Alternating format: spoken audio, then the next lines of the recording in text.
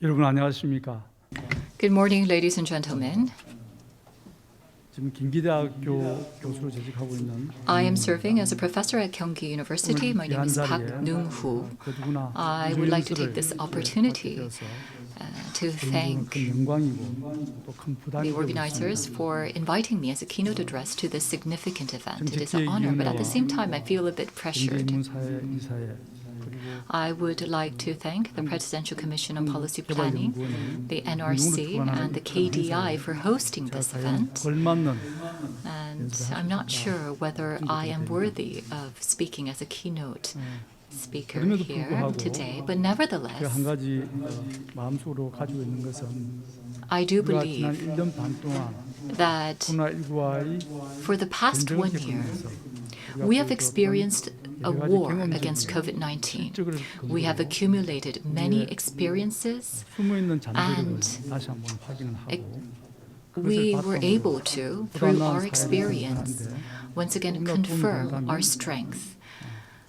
And I do believe that by sharing our experience, I might be able to contribute to Korea preparing for the future. And so here I stand. So, as you know well, COVID-19 is ongoing. After we have stabilized the situation and this opportunity was given, then I would have stood before you with a lighter heart. But right now, COVID-19 is still ongoing. We are still at a crisis situation. Around the world, in January of last year, 2020, we saw the first confirmed case being reported. And we saw the first wave, the second wave, and the third wave occurring, and still we have not seen the situation stabilize fully. We are seeing continuous reports of deaths driven by COVID-19. I was able to see that 222 countries have reported confirmed cases, and also already 18 million confirmed cases have been reported, and the accumulated number of deaths driven by COVID-19 is near 4 million. So this is indeed a global crisis, a global pandemic. Last year, during the first wave, I recall it is February, and then the second wave hit us in August, and the third wave hit us at the end of last year. And the third wave is continuing here in our society, so we're still in a crisis situation. But nevertheless, in terms of the response towards COVID-19 by Korea, a lot of the foreign media and the foreign countries have been giving praises and positive responses. Among the 6 indices for responding to COVID-19, Korea topped the list for 4 of the categories. And overall, Korea has been recognized to be the top country when it comes to responding to COVID-19. When we look at the economy, the OECD looked at 33 advanced countries and compared the per capita income to before COVID-19 and looked at when the economy recovered back to the pre-pandemic level in terms of the per capita income.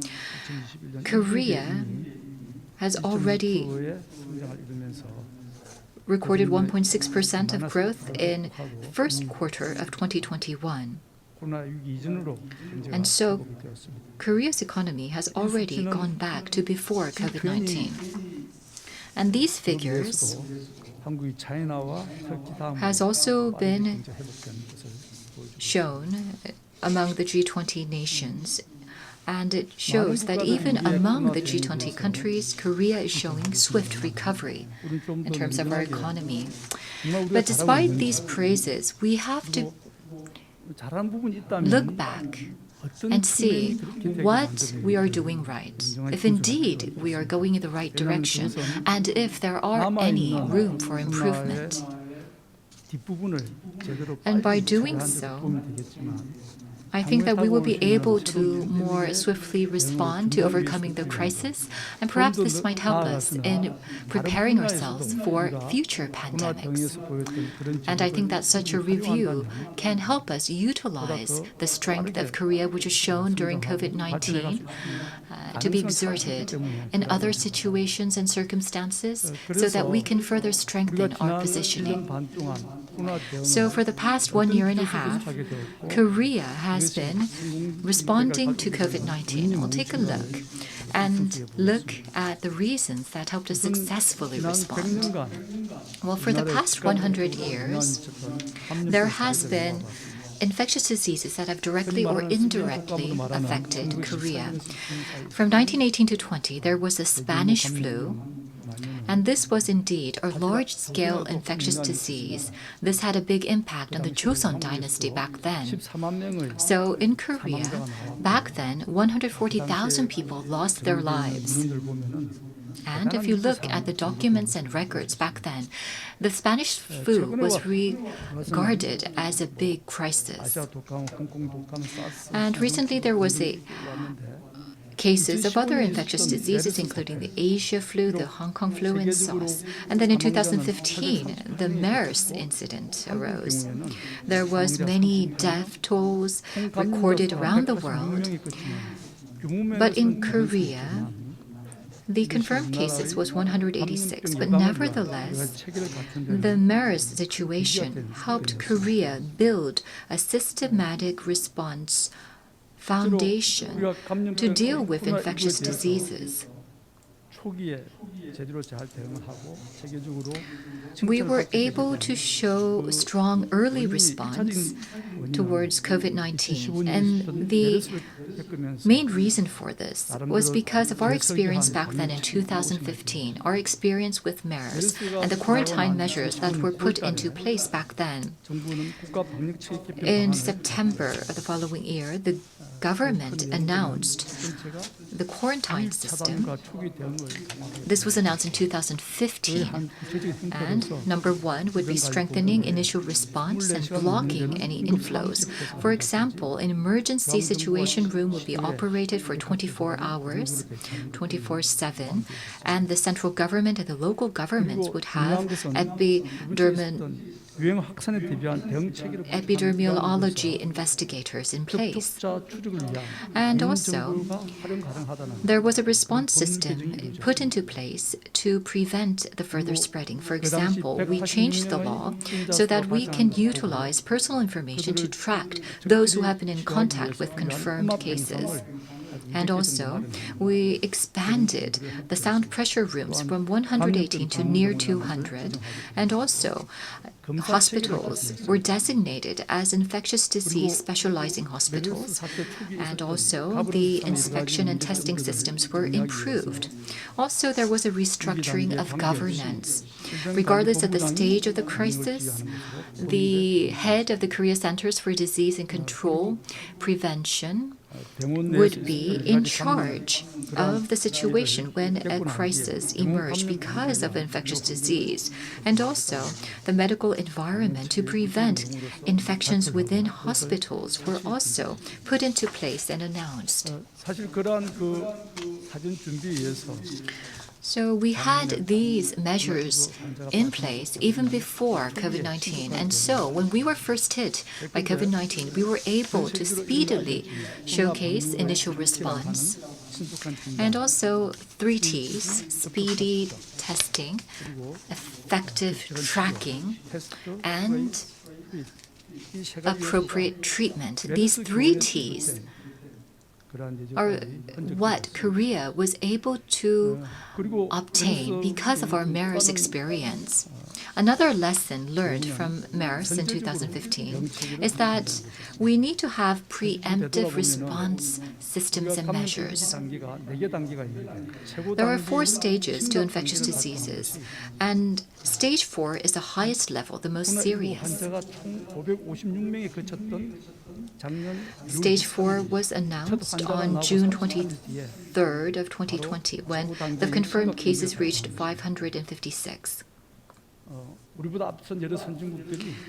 Other advanced countries had announced the last emergency stage after the infectious disease significantly progressed. But Korea was able to react swiftly, and we announced the 4th stage faster than any other country so that we can be more prepared and more adequately be able to tackle COVID-19. And the president actually is responsible for our effective response. The reason that we were able to announce the last 4th stage of the crisis was because while we were still contemplating over the appropriateness of this announcement, the president said that we must push forward and declare the situation as a last 4th stage situation. But nevertheless, COVID-19 had characteristics different from those of MERS. For example, it spreads more faster and stronger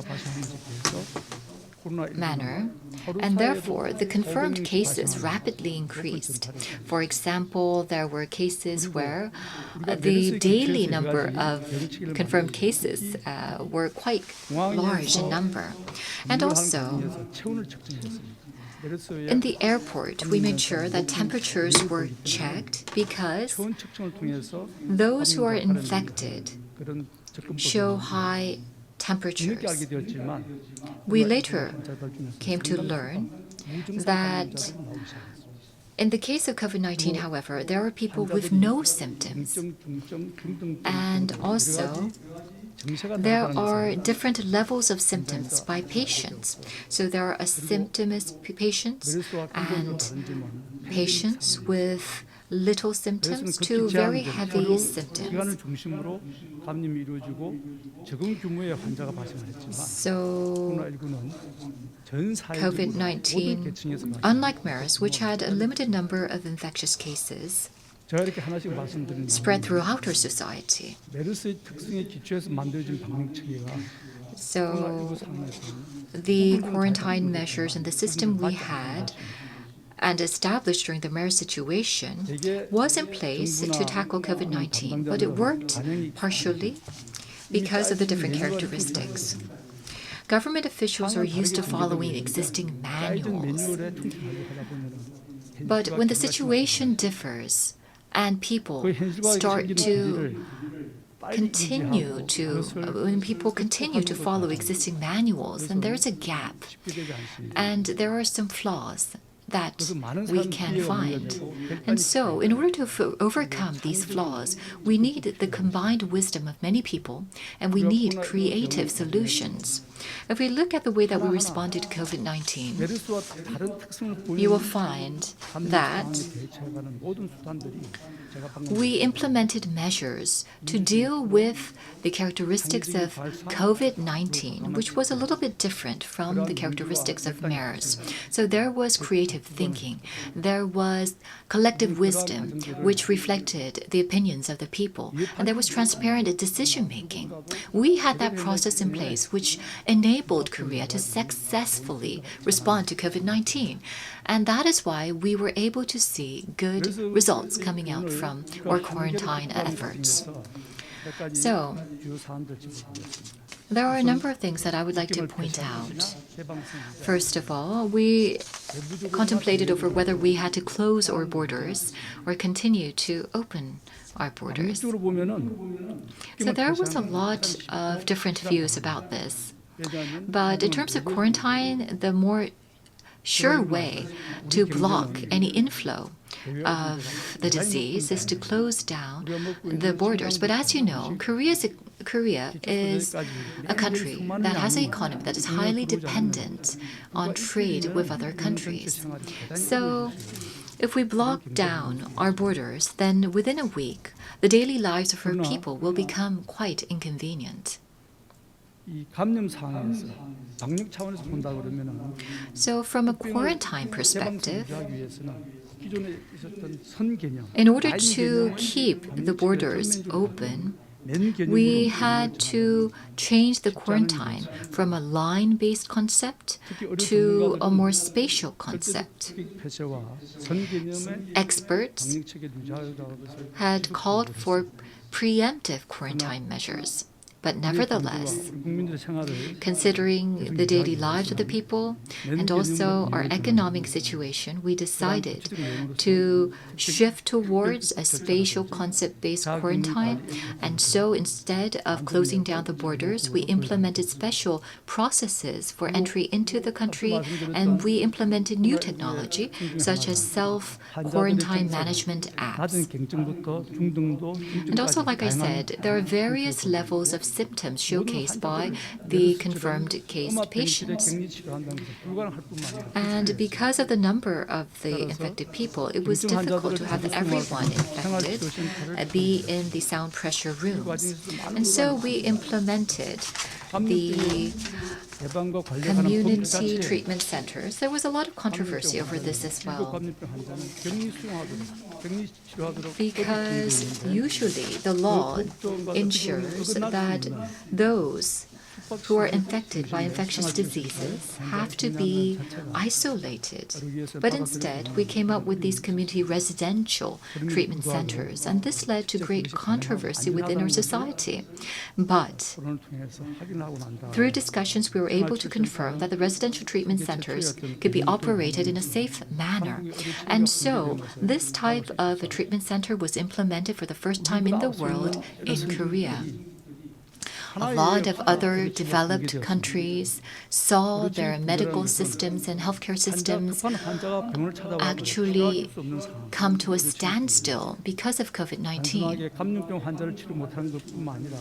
Not only not being able to treat the infectious disease patients, but the hospitals were not able to treat, for example, the victims of traffic accidents.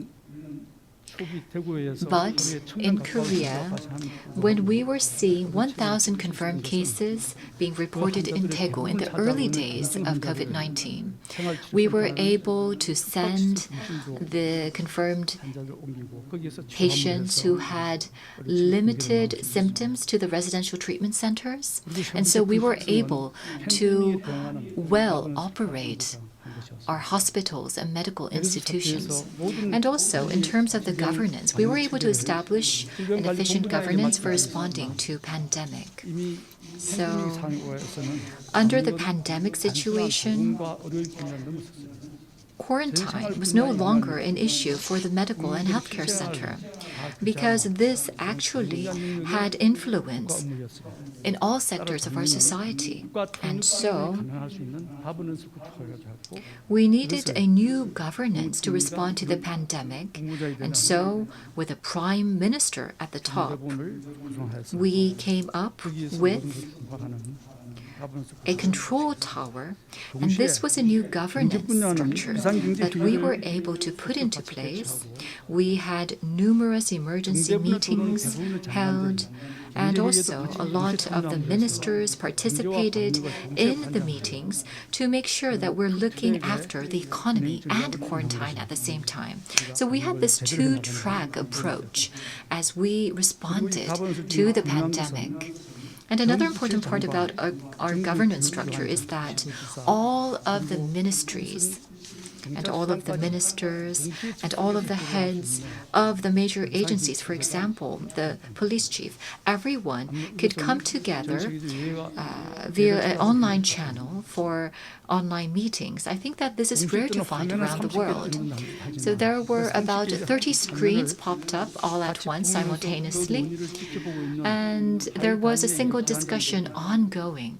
The high-level officials responsible for the major agencies and organizations of the government came together, but they were aware of the situation, and that is why we were able to swiftly deal with pressing matters, and we were able to swiftly make decisions at the top level because we had this type of governance structure in place.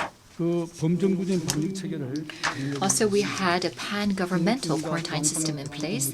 So as you can see, the Prime Minister is at the top, and then below is the Ministry of Health and Welfare, and also the Minister of National Affairs and Safety.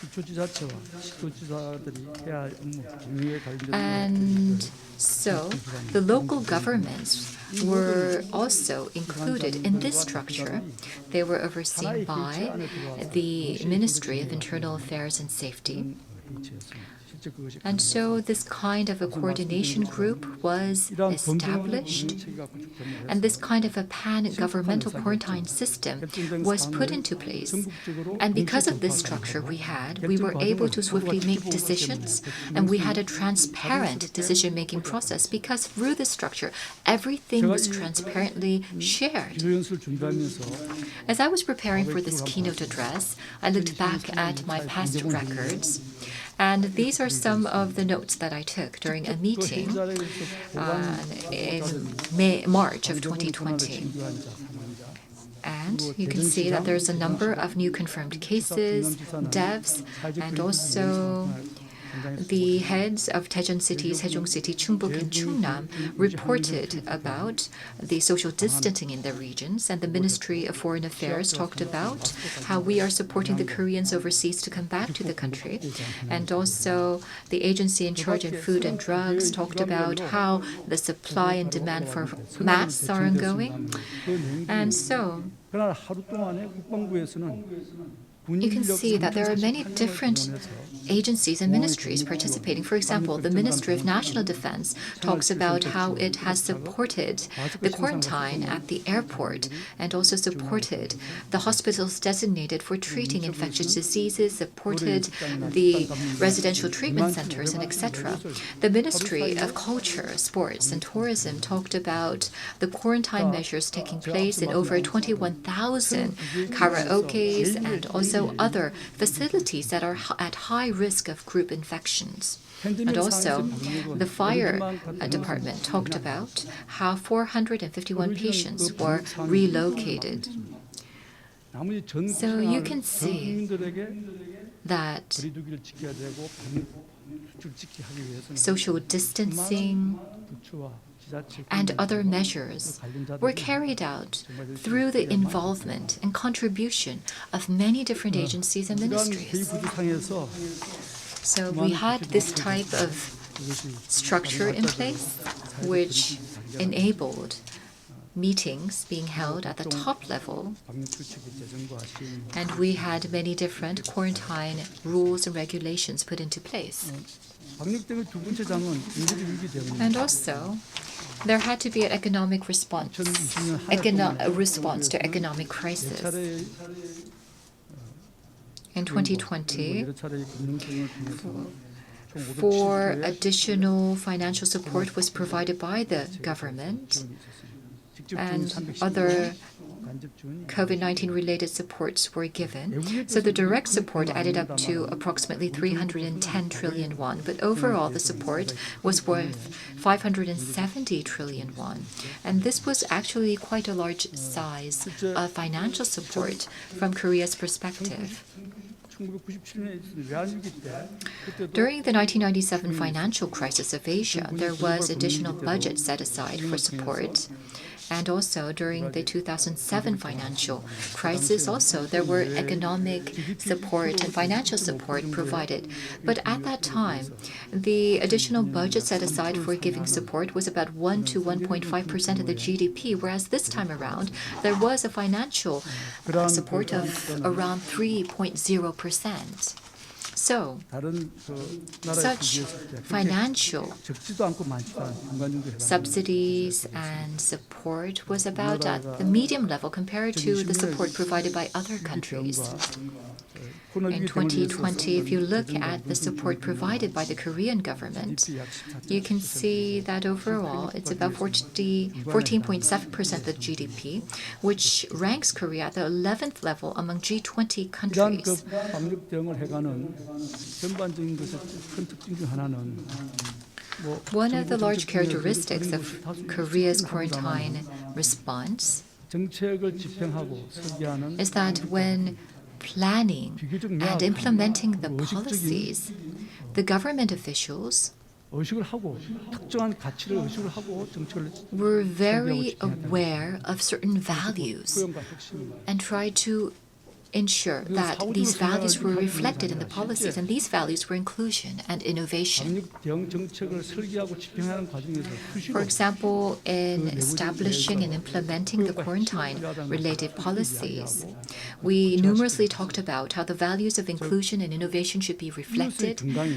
내 주변 이웃의 건강이 내 건강의 원천이라는 것이 The details were 우리가 받아들일 수밖에 없는 drawn up accordingly. 방역의 원칙이 되었습니다. So ensuring the health and safety of myself and my neighbors was thought to be a principle that is needed for a healthy community. And the inclusive, innovative country, this spirit was reflected in the quarantine policies as well. And regardless of region, religion, nationality, age, or gender, the same quarantine measures were implemented. We try to provide more support to the areas which saw large numbers of confirmed cases. For example, in Daegu and Kyonggi, we provided special support when there were large numbers of confirmed cases outbreaking. And also for foreigners, we provided the same treatment despite their nationality. And also to the vulnerable in terms of healthcare, for example, the foreign labor workers and the homeless people, we actually implemented preemptive measures to help them protect themselves from COVID-19. When we set a goal and we find the tools to realize this goal, we needed continuous innovation. And as I mentioned before, we had to change the frame for quarantine. And we could not find the solutions that we needed from our past experience alone, because COVID-19 was a totally different type of infectious disease. That's why we needed to continuously seek innovation. And so, we had many people, regardless of them being government officials or experts of certain fields or the people in general, whoever who had a good idea could give their 5 cents and reflect their views and ideas to help Korea come up with creative measures. And so we had this kind of condition in place to allow for innovation in quarantine. 그러한 기조에서 우리가 오늘 많이 논의되는 행동 규칙들이 나왔습니다. And so next, I would like to talk about the code of conduct. First of all, we have to talk about the spirit of democracy and transparency, and also the openness. We opened up our borders, but we blocked the inflow of the COVID-19 from overseas. And number 4, we emphasize scientific facts as well. So these were actually the pillars of our quarantine measures. There are many limitations when we try to implement quarantine measures, and so we could not embrace all of the propositions made. Some were realistically difficult. But nevertheless, through discussions, we looked at the effectiveness and the feasibility of the proposals, and we followed a certain process to agree upon a certain measure and implement that measure. For example, I talked about the implementation of a self-quarantine management app and a new diagnosis and testing method. All of these actually were discussed before they were implemented. And in that process, we were able to see the spirit of democratization being upheld. Let's take a look at the quarantine outcomes and achievements. The G7 meeting, which the President participated in June, well, along with the 7 countries, there were 4 more countries added to this list. So this list shows the COVID-19 confirmed cases in 11 countries and the GDP growth rate. As you can see, in the case of the United States, 34 million confirmed cases are reported, and the number of deaths are 621,000. This is 1,866 per 1 million. As you can see, it's quite high, relatively speaking. By the end of 2018, these countries that you see were known to be most advanced when it comes to health care and medicine. For example, in 2018, we received an inspection about our preparation measures for infectious diseases, and at that time, it was found that Korea was at the lower end of the list compared to these advanced countries when it comes to our preparedness for infectious diseases. But if you look at the number of infected cases or death tolls, the number is relatively lower than the other countries listed here. And also in terms of the achievements of responding to an economic crisis, you can see that in 2019, Korea stood at the world's 12th when it comes to our economic power. But despite the crisis in 2020, Korea is ranked at 2010. And also, if you look at the 7 countries of the 30-50 club, Korea, in the first quarter of 2021, the real GDP was recovered to before the COVID-19 situation. It's the only country that was able to return to this level. So then what enabled Korea to obtain these achievements? I think that we have to be well aware of our strengths so that we can utilize them in other crisis situations and other circumstances as well. The first strength, I think, is a social infrastructure. In particular, the nationwide health insurance system that we provide for all people is one of our strengths. This allowed for healthcare access to the confirmed people, and also we were able to democratically control and carry out medical support, providing the resources in a democratic manner. We were able to treat most of the confirmed cases, and we also had the private sector participate. And I think that what actually allowed the private sector to actively participate in treating the patients and responding to COVID-19 was because we had this national health insurance system in place. Our second strength in terms of infrastructure, I think, is the informatization level of Korea. Korea is most advanced around the world when it comes to the level of informatization. We were able to manage the people coming in from overseas and also quarantine them and also trace those who came into contact with confirmed cases in an efficient manner because of our informatization level. We were able to utilize science technology to ensure social distancing as well. The third strength of Korea is the public officials who show great responsibility and also sacrifice. Before I myself served as a public official, I was not really fond of civil servants. But after experiencing this crisis, I could see that regardless of the ranks, government officials work very hard for the nation and the people. Every day, tens and thousands of public officials, they carry out quarantine-related duties that are irrelevant to their original jobs. This doesn't mean that they receive bonus pay, but nevertheless, for example, the quarantine at the airport or managing facilities that are at high risk of contamination, for example, all of these were carried out by public officials. And also, the public hospital beds, which account for less than 10% of the total, Well, these hospitals, the public hospitals, which account for less than 10% of the total healthcare system, actually were responsible for more than 80% of treating the confirmed cases. I take this opportunity to thank those working in the public healthcare center for their contributions. And another strength is accumulated democratic capacity.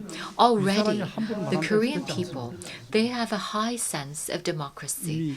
They already voluntarily take part in the democratic process, even though nobody tells them to do so.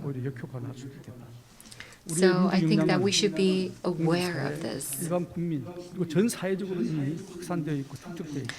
This level of democracy can be found in the public sector in our society, and I think it's time that we further utilize this high level of democratic citizenship.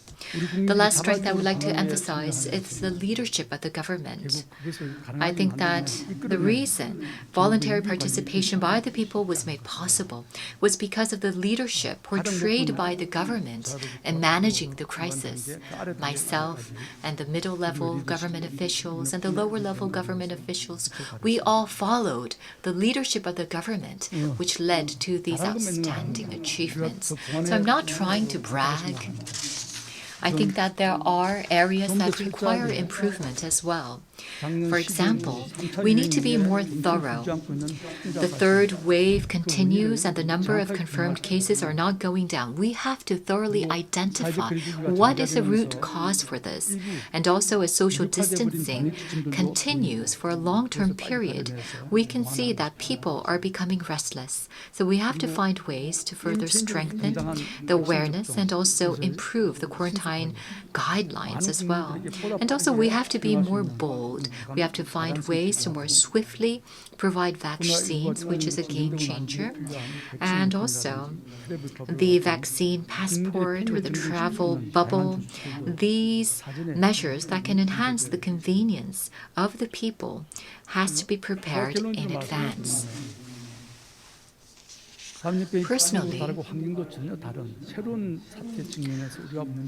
COVID-19 was something totally new. It was a totally different infectious disease in terms of its characteristics, but we were able to effectively deal with this because we were able to identify the problem in an effective manner, and also we were able to come up with effective measures because we had the democratic environment in place and we had the right leadership in place.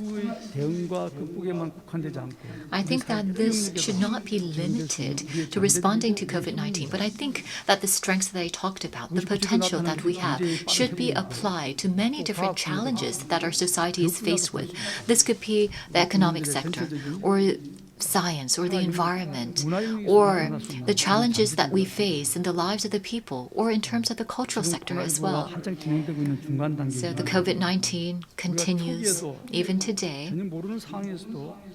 But even in the early stages of COVID-19, we were able to proactively respond, and I do believe that in the remaining days until the end of COVID-19, and because we have a vaccine, on top of that, I do believe that we will be able to claim victory. We have the conditions in place, but what is important is that we continue to cooperate together, and we more effectively respond to the COVID-19 situation. Under new circumstances, we will have to find new ways, and we will have to collaborate with one another. So, in conclusion, we were faced with the new challenge of COVID-19, but through continuous innovation, we were able to solve the problem, and as a result, we were able to swiftly ease the situation and recover our economy from the crisis. And I do believe that when we utilize our potential in various sectors to deal with various challenges, then we will be able to make another leap forward. Thank you very much.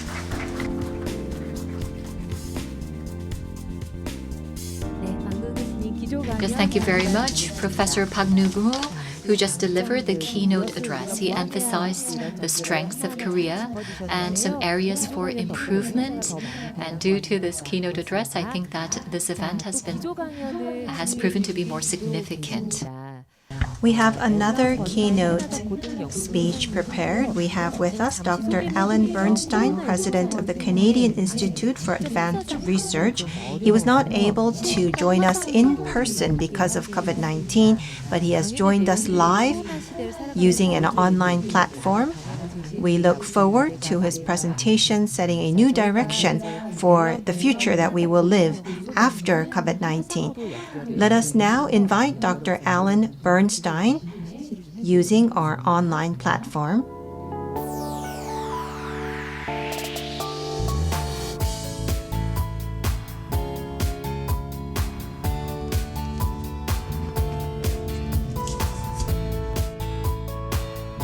I'll begin now. I would like to first begin by thanking and acknowledging the organizers of this very, very important symposium. It's an honor for me to be participating in it, discussing the future of Korea and the Korean government, and especially on the theme of inclusivity, which is very important to me, but also very important to CIFAR. As we heard from Professor Kun Lee, the Vice Chair of the National Economic Advisory Council.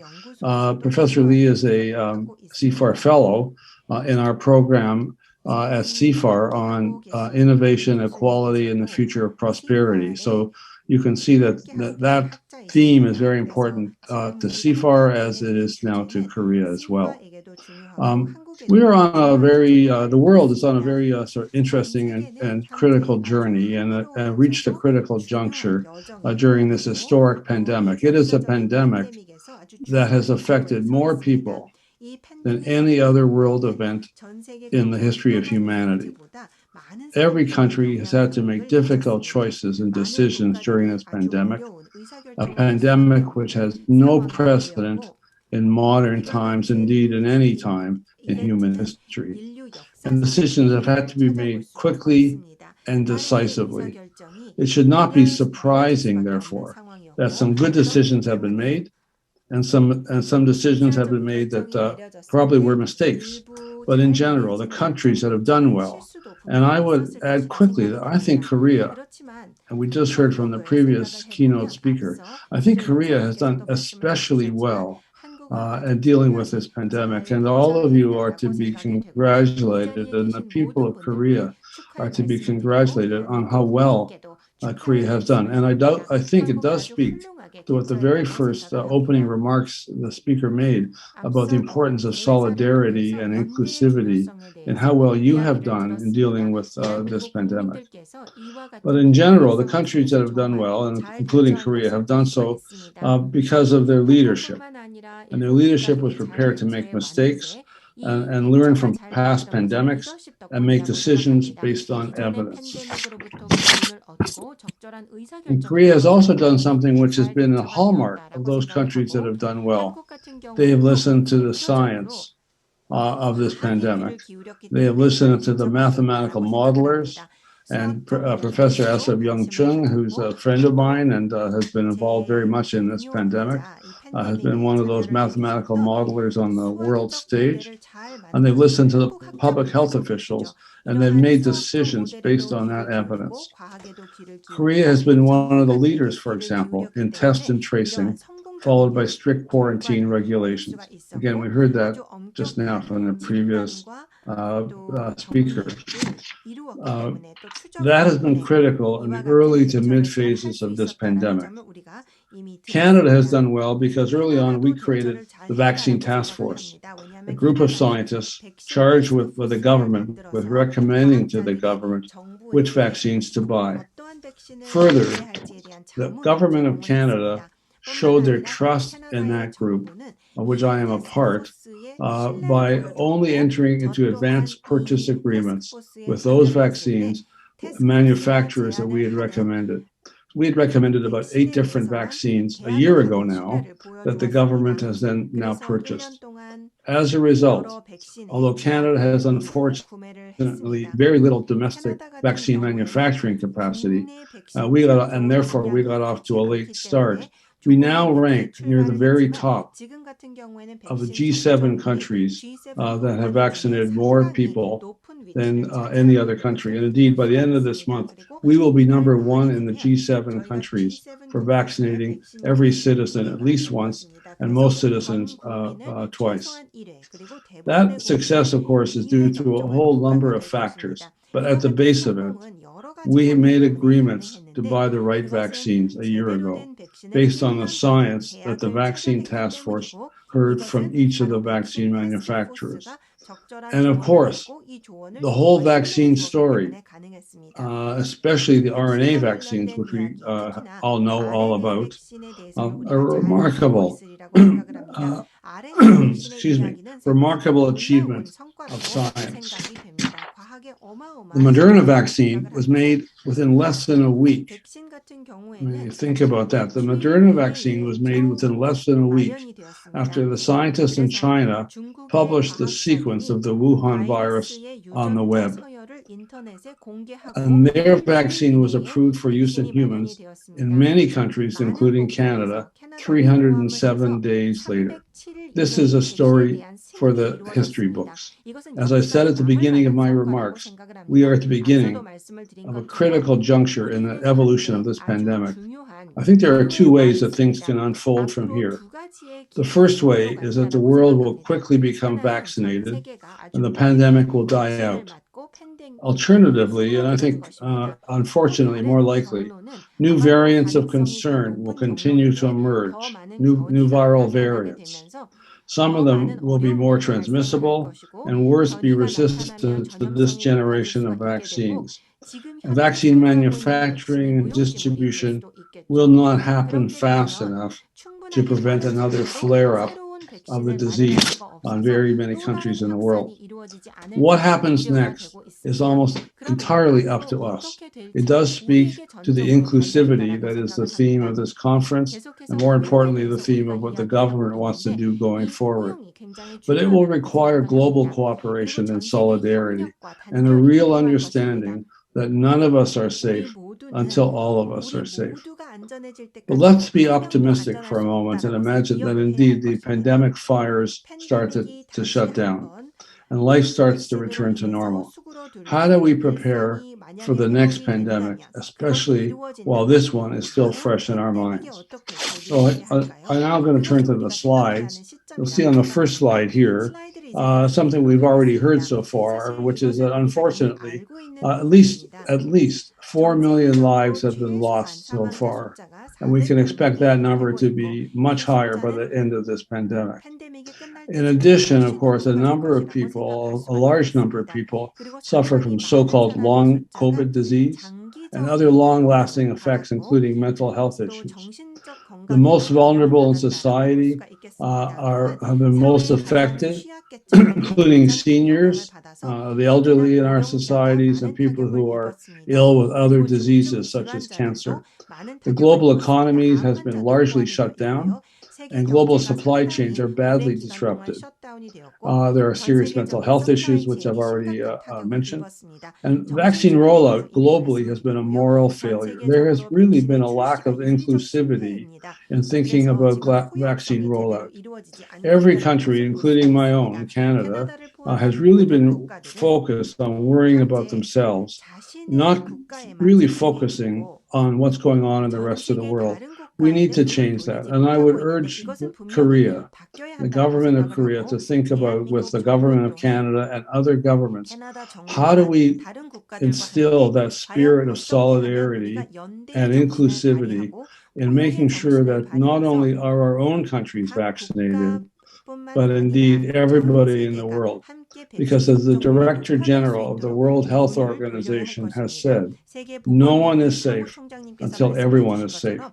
And we only have to realize, for example, that the Delta variant, the variant from India, spread immediately all over the world once it was emerged from India within weeks. including in Canada, and I don't know what the data is in Korea, but I'm sure a lot of the virus in Korea also includes the Delta variant. And so no one is safe until we are all safe. So it's not only the right thing to do, but it's also in our own interest to make sure that we roll out the vaccine everywhere in the world. The next slide, please.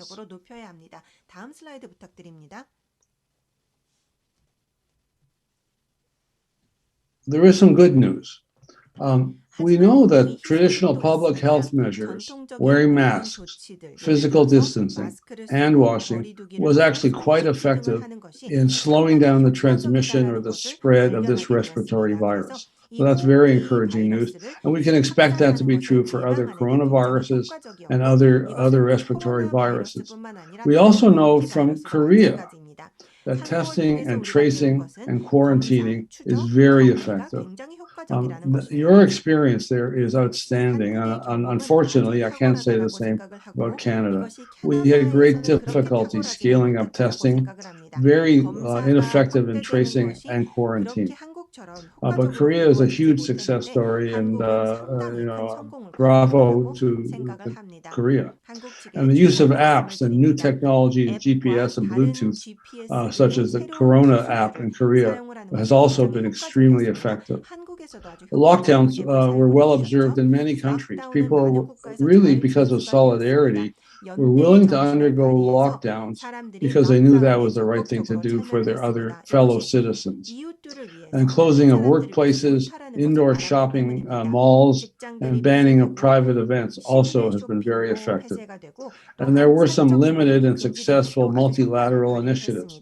CEPI, the Coalition for Epidemic Preparedness Initiatives, and COVAX. COVAX, as you all, I'm sure, are aware, is a multilateral or international facility where countries can purchase vaccines both for themselves, but also for the developing world, for the low and medium income countries.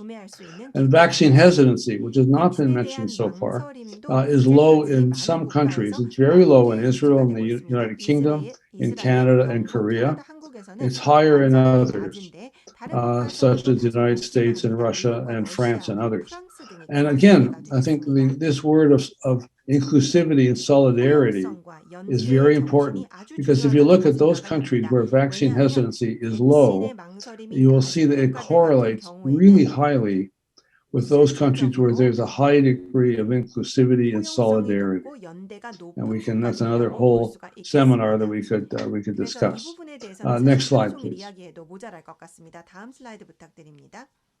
There's other good news. I think the first piece of good news, of course, was that science was a remarkable success in this pandemic. We had the viral genome sequence within days, and it was shared on the World Wide Web immediately. And it is really a remarkable accomplishment of science. The PCR test for diagnostics, which was so key, of course, for testing, was also developed within weeks based on the sequence.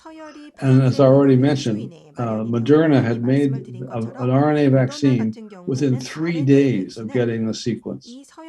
And safe and effective vaccines were approved in many countries, both in less than a year, 307 days later. And subsequently, there have been 3 major vaccine platforms that have been successful: RNA vaccines, which I've mentioned, the viral vectors, and protein subunits. There's a number of very promising candidate protein subunits from Novavax, from Sanofi Pasteur, that will be approved shortly. So the science success was based on, I think, a number of factors. It was based on fundamental research that goes back decades, that had nothing to do in many cases with coronavirus, but indeed became very relevant when the virus emerged out of Wuhan. Global collaboration has been key. The speed at which the scientists worked has been absolutely essential. And the interface, the collaboration between science and public policy, or another way of putting it is science and government, and public-private partnerships between government and industry. All of those have been key to getting these vaccines and testing done as fast as that we were able to do during this pandemic. Next slide, please. So what can we do better next time? Well, although I said science was very successful, I think there's always room for improvement. I think we definitely could do science faster and better, and I'll come back to that in a moment.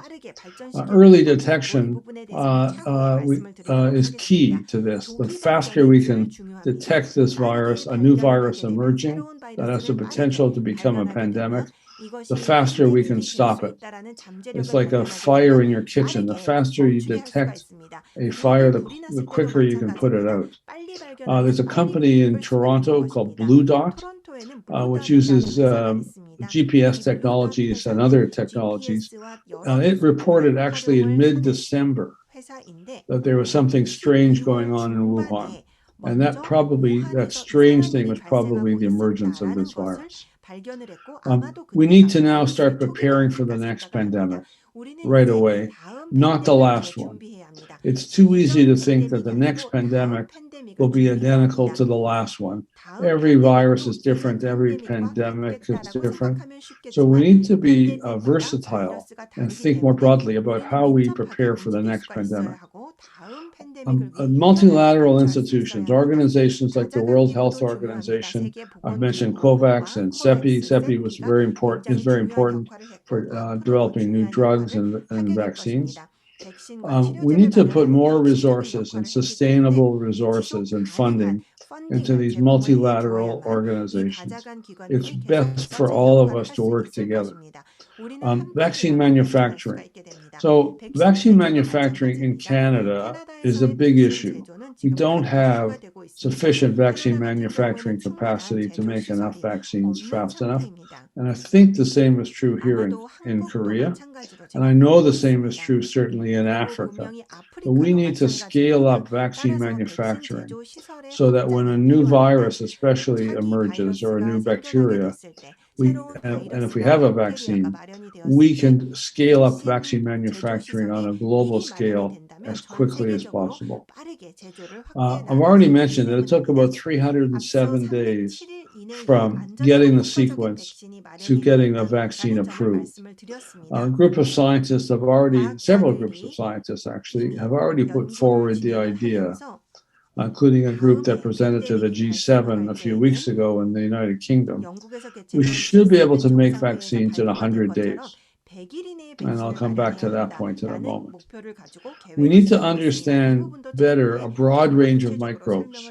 We're focusing on viruses, and that's understandable. Viruses move quickly and they infect quickly. But for example, there's a whole range of pathogens, fungi or fungus, which are going to become more serious for human and animal health with climate change. And we know very, very little about fungi. And it's very critical that we understand this huge family of microbes which have the potential for spreading and causing another pandemic. One way to speed up vaccine trials for human use, is not to wait to look for which vaccines protect against disease, but to develop correlates of protection for virus families. What are the immunological changes that have to take place to show protection against the virus? Once you know that, you can then use those correlates as an endpoint rather than waiting to see who gets the disease and who doesn't. It would really speed up vaccine trials. Platform technology. So we have RNA vaccines with viral vectors, we have protein subunits, virus-like particles. There's a number of platform technologies. Those need to be ready, kind of like a fire department that's ready and equipped and to move into action when a fire breaks out. We need to have these platform technologies ready, regardless of what the next virus is going to be that causes another pandemic. And those technologies need to be refined and improved and sped up so we can really do this quickly. And that relates to my next bullet, which is disease X approaches. How do we, since we can't predict what the next pandemic will be, I think the only thing we can predict is there will be another pandemic. We don't know when it'll be. We don't know what will cause that next pandemic. We do know, though, there will be another pandemic. MERS has been already mentioned. There's been a number of close misses. Zika, Ebola, HIV. These have all been very, very serious diseases that could have emerged as a pandemic like HIV did, but didn't. We were lucky, but we were not lucky with COVID-19, with SARS-CoV-2.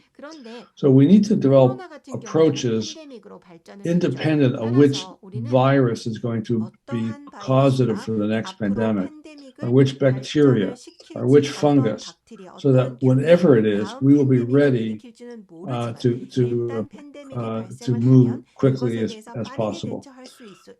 Universal vaccines. So I'm a member of a group called the Sabin-Aspen Influenza Group that has been trying to really think through what would it take to make a universal influenza or flu vaccine, and also what would it take to make a universal coronavirus vaccine, because we know the coronaviruses infect humans.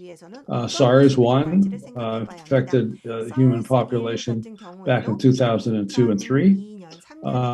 There's been a number of other human coronaviruses that cause colds in humans, but not serious illness, and now COVID-2. Can we develop a universal vaccine against SARS, against the spike protein, for example, of the whole SARS family? If we combine artificial intelligence, sequencing technology, deep learning, with vaccinology and immunology, it should be possible to exploit some vulnerability of this family of viruses so that we could be able to develop universal vaccines. And then finally, we need, I think, faster, smarter, internationally harmonized regulatory regimes so that we don't approve vaccines that are not safe, but we approve vaccines faster around the world. Again, I think it's part of this inclusive theme of this symposium that we need to work together, not one country at a time, but together on our regulatory regimes against new pathogens. Next slide, please. So this is a slide I borrowed from a paper by Florian Kramer from Columbia University. And it goes through how could we possibly develop a faster approach to sort of a 100-day vaccine, for example. And so if you go from the very top, if we really had enhanced surveillance, so we could look as sensitively as possible, either using blue dot or GPS technology or PCR technology or what have you, to really immediately detect the outbreak of a new pandemic or a new virus. And then selected 50 to 100 vaccine strains from different virus families. If we already had prepared possible vaccines against different virus families, no matter which, we wouldn't know which virus, but against whichever virus might break out. We would then be able to immediately start making good manufacturing practice material, GMP material, stockpile that vaccine, occasionally update the strains that seem to be emerging. Then we need to also study, as I mentioned earlier, the correlates of protection.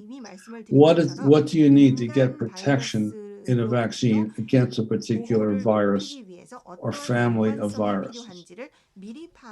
All right, now then a new virus emerges. Let's imagine SARS-CoV-2 emerges in December of 2019, COVID-19. That emerges. Within days, we could pick the closest candidate virus in our bank of viruses, perform that strain change the strain to match up with the virus that's actually emerged, and start GMP manufacturing campaign, start making the vaccine that we've tested against a virus that's in the stock of viruses in our library of viruses. Immediately start within 3 weeks, phase 3 trials.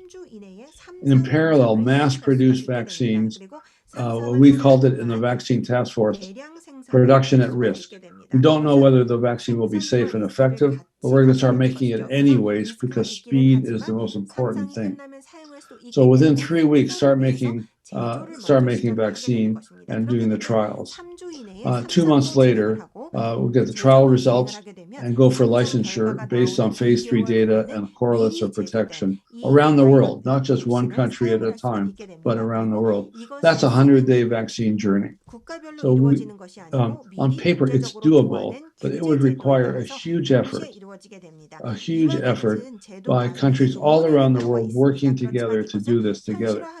But the thing to keep in mind is whatever the cost would be, and this would cost money, but whatever the cost would be of this kind of some journey like this, some flow chart like this, it's small, it's minuscule compared to the cost, financial cost of the COVID-19 pandemic. Never mind the human cost of so many lives lost or destroyed. Next slide, please. So some general remarks, and I think this speaks very much to the idea of inclusion and solidarity. The responses of a country to a global crisis, and it could be a pandemic, it could be severe weather events caused by climate change, whatever, cannot be examined in isolation. They do spring from the interplay of society's values. And I want to stop there for a moment. A number of the speakers already have talked about Korea's values of democracy, values of being heard, values of solidarity, values of inclusivity. It is really a reflection of why Korea has done so well during this pandemic. It also speaks to the political, the public health, the medical, and the scientific leadership of a country. All of those things are important in governing how well a country responds to a global crisis such as a pandemic. As the world becomes more populated, and we all know this, and as humanity increasingly encroaches on the natural environment, it's inevitable that we face increased risk on a global scale of catastrophic global events, whether it's a pandemic, climate change events, the rise of antibiotic-resistant bacteria, terrorism, severe earthquakes, whatever they may be. I think, though, the general rule is what we've been talking about also early in this conference already, which is the importance of inclusivity, of working together on dealing with these global challenges. Next slide, please. Well, these will be my closing remarks.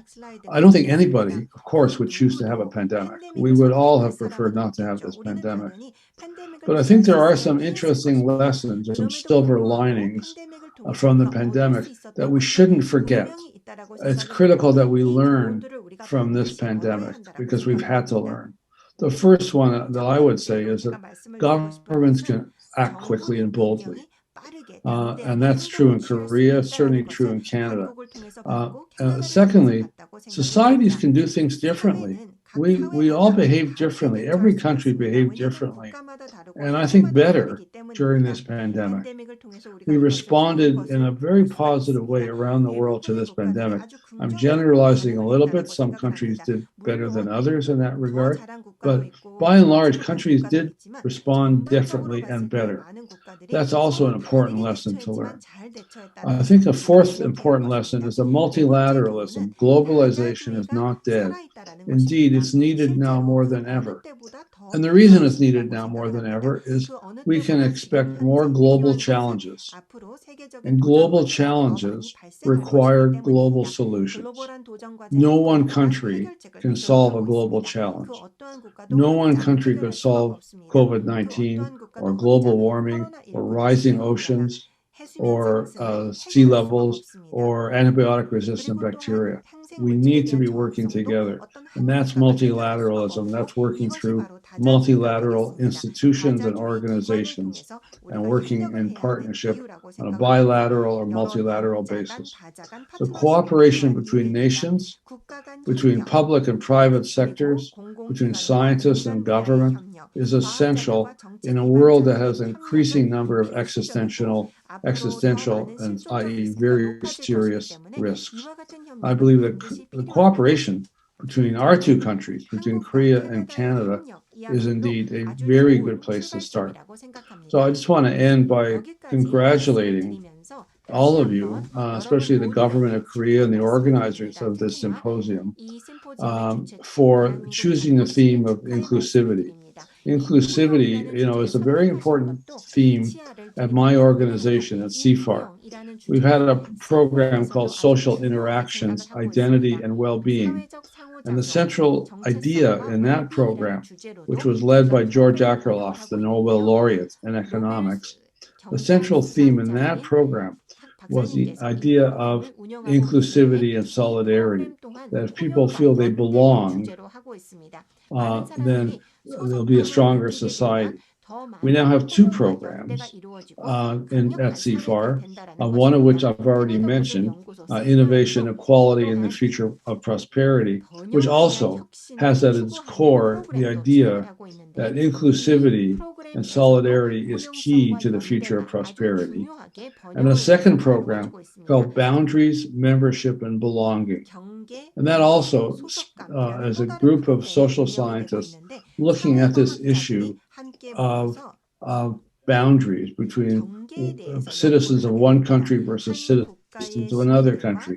Are you a member of a country if you're not a citizen? Who belongs and who doesn't belong? These are all really important concepts that we didn't think about so much before. So I applaud Korea and the government for choosing inclusivity and inclusion as a major theme for this conference. And again, I want to thank the organizers of the symposium for inviting me to speak at the opening remarks and giving one of the keynote speakers talks at this conference. Thank you very, very much. Thank you.